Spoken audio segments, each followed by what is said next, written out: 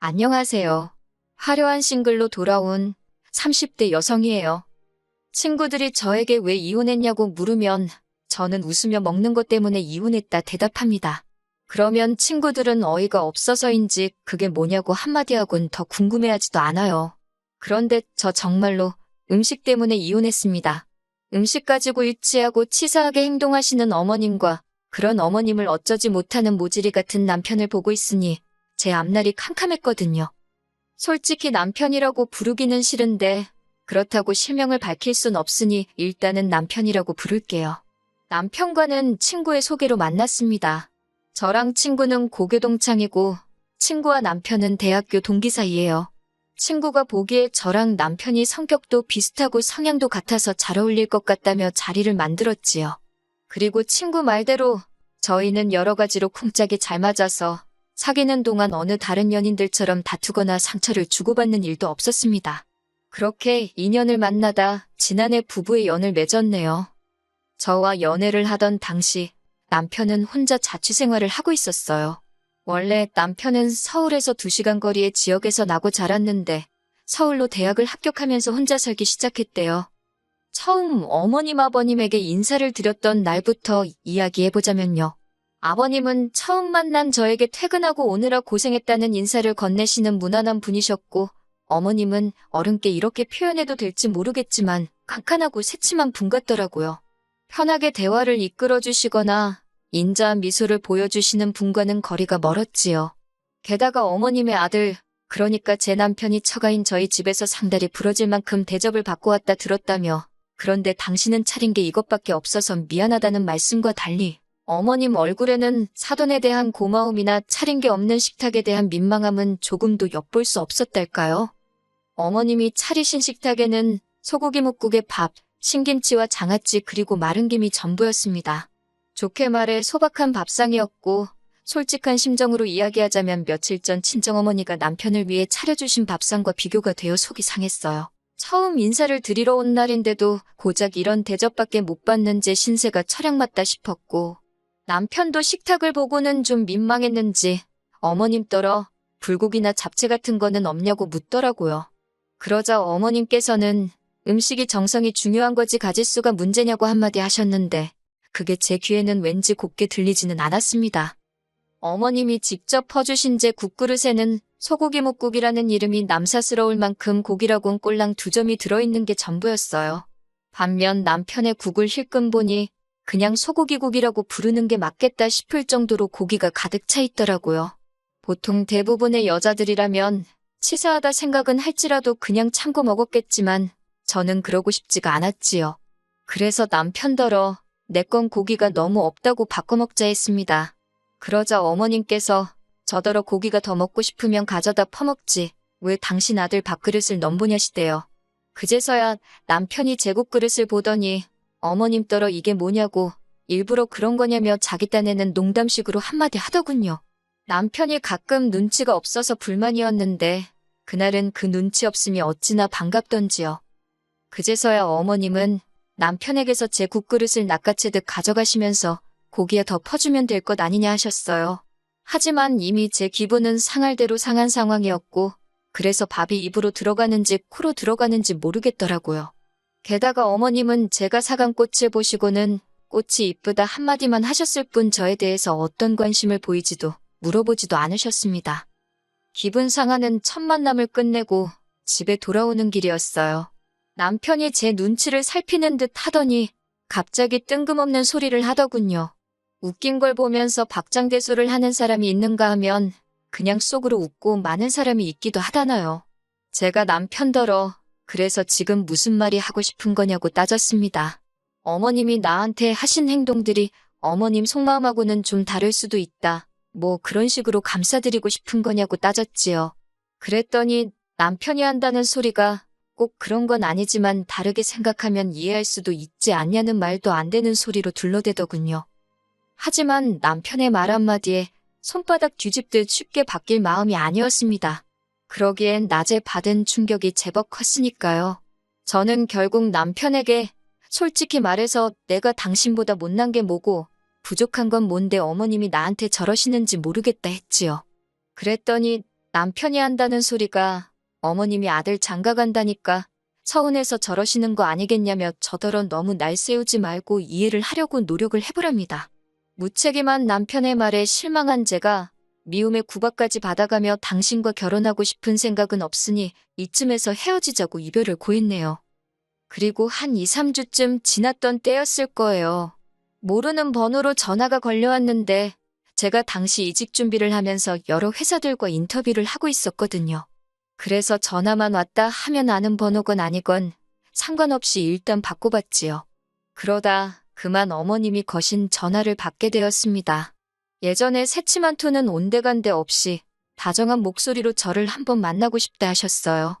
당연히 저는 남편과도 이미 끝났고 어머님을 볼 이유가 없을 것 같다 말씀드렸지만 어머님은 막무가내시대요. 당신 아들이 제가 보고 싶다고 끙끙 앓고 있다며 일단 어머님과 저 단둘이서 한 번만 만나자고요. 결국 고민 끝에 어머님과 약속을 잡았습니다.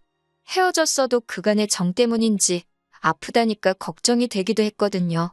며칠 뒤 어머님과 만나기로 한 당일이 되었을 때 무슨 일이 있더라도 할 말은 하고 온다는 마음가짐으로 약속 장소에 나갔습니다. 그리고 저는 어머님으로부터 뜻밖의 소리를 듣게 되었네요. 하시는 말씀이 당신이 그날 개인적으로 안 좋은 일도 있고 해서 뜻하지 않게 저에게 예민하게 행동하셨다고 미안하다셨어요. 솔직히 약간은 말도 안 되는 핑계다 싶기도 했는데 한편으론 어머님 연세에 당신의 실수를 인정하고 나아가 다른 사람에게 사과까지 한다는 게 쉬운 일은 아니잖아요. 아무튼 기대는커녕 생각지도 못한 어머님의 사과를 받고 나니 순간이었지만 어머님과 한결 마음이 가까워진 것도 같고 이후로 저는 남편에게도 사과를 받았고 얼마 지나지 않아 다시 어머님 아버님 댁에 정식으로 초대를 받아 가게 되었습니다. 그리고 그때는 첫 만남과 달리 외식을 하긴 했지만 어쨌든 저와 어머님 사이가 좋아지는 듯 했지요. 하지만 옛말에 집어릇 개주냐고 하잖아요. 정말 그 소리가 딱이었습니다. 어머님의 음식 차별은 제가 남편과 식을 올리고 얼마 지나지 않았을 무렵 다시 시작되었거든요. 신혼여행을 다녀온 뒤 시댁에 가게 되었습니다. 아버님은 첫 만남 때와 마찬가지로 여행 갔다 오고 피곤할 텐데 오느라 수고했다 하시더니 이후로는 TV만 보시대요. 남편 역시 자연스럽게 아버님 옆으로 가서 TV를 보기 시작했고 어머님이 저는 부엌으로 따라오라셨지요. 부엌에 들어가니 음식 준비는 거의 되어 있지 않았습니다. 어머님이 시키시는 대로 양파 다듬고 파 썰고 정신없이 식사를 준비했어요. 그래도 이번엔 처음 인사드리러 왔던 날과 달리 생선구이도 있대요. 1시간 정도 걸려서 점심상이 차려졌습니다. 새로운 반찬도 많은데 어머님께선 굳이 냉장고에 있던 김치, 깍두기, 매실장아찌까지 다 꺼내놓으시더라고요. 그리고 그 반찬들을 제 앞에다 다 늘어놓으셨어요. 뿐만 아니라 제가 밥을 푸겠다고 했는데도 구태여 당신이 푸신다 하시더니 제 밥 딱 2숟갈 떼니까 밑으로는 다 누룽지더라고요. 생선구이도 아버님과 남편 사이에 딱 놓여 있어서 가져다 먹기도 참 그렇고 결국 참다 못한 제가 어머님한테 한마디 했습니다. 어머님 저는 뭐하고 먹으란 거냐고요. 그리고 왜 제 밥만 이렇게 다 누룽지냐고도 물었지요. 혹시나 제 말투나 표정 가지고 트집 잡으실까봐 정말 생글생글 웃으며 여쭤봤더니 어머님이 약간 당황하시면서 하시는 말씀이 원래 발효식품이 여자한테 좋은 거랍니다. 밥도 누룽지가 소화가 잘 되고 그런다고 다 여자한테 좋은 거래요. 그러면서 제가 생선 먹고 싶어 하는지 몰랐다며 한 토막 덜어주셨는데 그마저도 몸통이 아니라 꼬리 쪽이었더군요.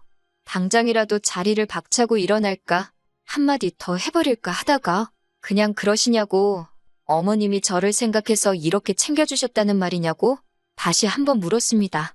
어머님은 저더러 그렇다니까 뭘 몇 번씩 묻느냐며 자꾸 말하지 말고 밥이나 많이 먹으라셨어요. 그리고 모질이 같은 남편은 그런 상황에서 생선 뜯느라 정신이 없었고요. 식사를 다 마치니 아버님이랑 남편은 또다시 뭔가에 홀린 듯 거실로 가서는 TV를 보기 시작했고 어머님도 어디로 가셨는지 저 혼자 밥상을 치우게 되었습니다. 전 혼자 씩씩대면서 깨질라면 깨지라는 심정으로 탕탕거리며 그릇을 치웠지요. 하지만 이내 성질이 올라와서 참을 수가 없었기에 남편한테 속이 안 좋아서 집에 가자고 했어요. 어머님이 저더러 설거지도 안 해놓고 가냐길래 갑자기 좋은 음식을 너무 먹었더니 속이 뒤집어진 것 같다고 그랬네요. 어머님은 한껏 못마땅한 표정이셨지만 딱히 할 말을 찾지 못하셨는지 별 말씀은 더 안 하셨어요. 그리고 정확히 한 달 뒤 어머님의 생신날이었습니다. 어머님이 며느리한테 생일상 한번 받아보자면서 저희 집으로 오시겠다길래 그러시라 했지요. 집이냐고 해봤자 남편이 총각 때부터 살던 12평 오피스텔이라 엄청 작아요. 가스레인지도 아니고 인덕션 하나 달랑이 있어서 음식하기도 어렵고 어머님도 남편 총각 때부터 종종 오셔서 이 상황을 다 아시는데도 굳이 오시겠다 하신 거고요. 하지만 저는 별로 걱정은 안 되었습니다. 어머님 생신 때 무슨 음식을 해드릴지 지난 식사 이후로 다 정해뒀었거든요. 그리고 어머님이 오시기 바로 전날 저는 마트로 향했지요. 어머님 생신상이니 미역국은 생략할 수가 없어서 남편더러 끓이라 했습니다. 남편이 어머님이 분명 며느리한테 생일상이 받고 싶다 하셨는데 제가 해야 하는 거 아니냐고 투덜거리길래 아무렴 그래도 며느리가 아들만 하겠냐고 그랬어요. 남편이 고기 반찬 같은 건 안 하냐고 해서 그때 어머님 말씀 못 들었냐고 내가 다 여자한테 좋은 음식으로만 준비해놨으니 걱정하지 말라 했고요. 그리고 대망의 어머님 생신날 저는 어머님이 오신다는 시간에 맞춰 상을 차리기 시작했습니다. 밥도 공들여서 하고 그릇도 있는 그릇 없는 그릇 다 끄집어냈네요. 그리고는 어제부터 준비한 모든 장아찌와 젓갈들까지 죄다 꺼내놓았고요. 밥도 일부러 누룽지로 만들려니 쉬운 일이 아니었어요. 그래도 어머님 생각하면서 정성스레 만들었습니다. 그래서 어머님 밥그릇에 꾹꾹 눌러 담아 퍼드렸지요. 곧이어 어머님 아버님이 도착하셨고 저는 식사 준비 다 해두었다며 부엌으로 오시라 했어요. 두 분이 부엌에 들어오시곤 정말 거짓말이 아니라 한 10초 정도 정적이 흘렀습니다. 어머님이 저를 보시면서 이게 다 뭐냐고 하시길래 어머님 말씀대로 여자 몸에 좋다는 것만 챙겨서 신경 써서 차렸다 대꾸했지요. 그랬더니 아버님이 어머님더러 꼴 좋다고 하시고는 저더러 잘했다며 부엌에서 나가버리시대요. 어머님이 저더러 지금 당신하고 한번 해보자는 거냐며 언성을 높이시길래 저도 지지 않고 뭐가 문제냐고 따졌습니다. 어머님이 져주시던 대로 그대로 차렸는데 왜 화를 내시냐고요. 그제서야 남편도 어머님더러 엄마가 좀 심하긴 했다면서 저한테 미안하다 하라며 하지만 어머님도 자존심 때문이신지 저한테 미안하단 소리는 안 하셨어요. 안 하셔서 얼마나 다행인지 만약에 어머님이 저한테 사과 비슷한 말이라도 하셨으면 제가 나쁜 X가 되잖아요. 저는 그 사과를 받을 생각이 전혀 없었으니까요. 저는 어머님더러 그럼 식사 맛있게 하시라고 저는 나가보겠다 했습니다. 남편이 같이 밥 안 먹고 어디 가냐고 하길래 친정에 간다고 했지요. 그러면서 오늘 이 식사가 어머님께 제가 차려드리는 처음이자 마지막 생신상이라고 건강히 오래오래 사시라 했네요. 제사상은 제가 못 차려드린다는 소리도 할까 하다가 그건 참았습니다. 황당해하는 어머님을 뒤로하고 남편에게도 어머님이 나를 어떻게 홀대하는지 잘 보지 않았냐며 난 이런 대우를 참아가면서까지 당신과는 살 생각이 없다 했지요. 짐이라고 해봤자 옷 몇 벌에 화장품 몇 개로 단촐했어요. 오피스텔이 작아서 친정에서 제 짐을 다 가져오지도 않은 상태였고요. 여러모로 헤어지기에 딱 좋은 시기였네요. 남편이 갑자기 이런 법이 어딨냐며 못 헤어진다고 저를 붙잡았고 어머님은 어머님대로 지금 이게 뭐하는 짓거리냐며 제 뒤통수에 대고 욕을 하셨습니다. 아버님은 달리하실 말이 없으셨는지 한숨을 쉬시다 어머님더러 적당히 좀 하지 유난 떨 때 알아봤다며 한마디 하시대요. 그런 아버님께 조금 감사한 마음도 들었지만 그렇다고 아버님을 믿고 살 수는 없는 일이었으니 결국 남편도 어머님 아버님도 모두 뒤로 한 채 그렇게 친정으로 돌아와 버렸습니다. 이후로 남편에게 돌려줄 돈은 돌려주고 일방적으로 저희 관계를 정리했어요. 혼인신고도 하기 전이었어서 서류상 저는 깔끔하긴 하지만 이미 형식적인 건 다 치룬 상황이었으니 사람들은 저를 이혼녀로 생각하겠지요. 속상하긴 하지만 그래도 참고 사는 것보단 차라리 이혼녀 딱지를 감수하는 게 낫겠다 싶어 내린 결론이니 후회는 없습니다. 소개팅을 주선했던 친구 말로는 남편이 저랑 헤어진 이후로 친구들도 안 만나고 집안에만 박혀 지낸다더군요. 심지어 출근도 안 하고 식사도 안 한다는 얘기가 있다며, 그리고 그 때문인지 한 달쯤 지났을 때 어머님께서 연락을 해오셨습니다. 당신이 너무 유치했다며 지금이라도 당신 아들을 위해서 우리 두 사람 해묵은 감정은 풀고 잘 지내보자대요. 하지만 이번엔 안 속는다고 막말로 남편이 또 생병을 앓든 단식 투쟁을 하다 굶어 죽든 관심 없다 했어요.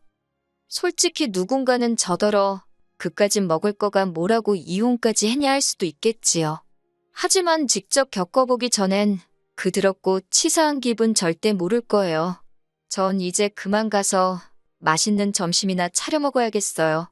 여러분도 모두 맛있는 식사하세요.